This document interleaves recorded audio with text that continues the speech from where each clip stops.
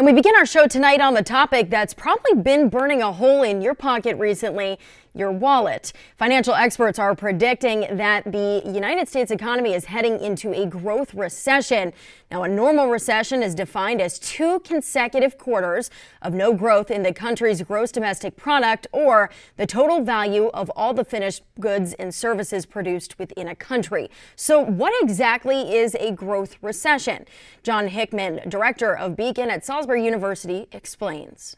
Growth recession is a term that refers to a economy that's slowed down, but not to the level of what is the official definition of a recession. So growth recession means that the economy is still above a negative growth, but it's not enough to support additional employment. Now, the reason why this is happening is because the Federal Reserve has raised interest rates by 2.75% this year. Now, the goal is to make consumers feel the pinch so they stop spending so much, and that will hopefully reduce inflation. So now that we know what a growth recession is, how exactly will it impact us? 47 ABC's Hannah Cicchini joining us now live in studio. Hannah, you spoke with some financial experts today about this, and what are their predictions? Jordan, while the experts say a growth recession is not technically a recession by definition, it sure does feel like one. I'm told that for both individual consumers and business owners, now is the time to start preparing for the pinch. Preparing for any kind of economic pressure can be overwhelming, but there are steps that you can take to weather the storm.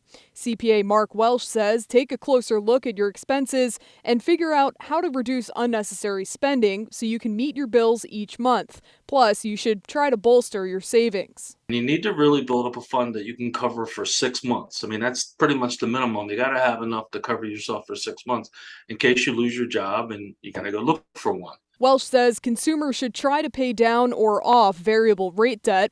That's things like credit cards, loans, or certain mortgages. And for fixed rate debt, you could try to refinance. Welsh also recommends looking into writing a tight budget, sticking to it, and finding other areas to boost your income. You're going to start seeing layoffs. We're already actually starting to see some layoffs.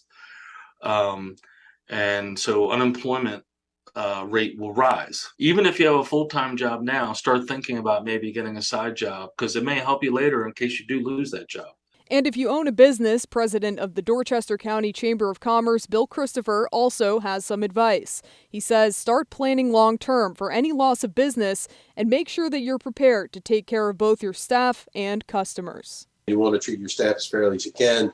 You want because you're going to need them when it's over and get back into a growth mode. Retrain, double train, cross train. Try to keep your staff as engaged as you can as money keeps continuing to get tight.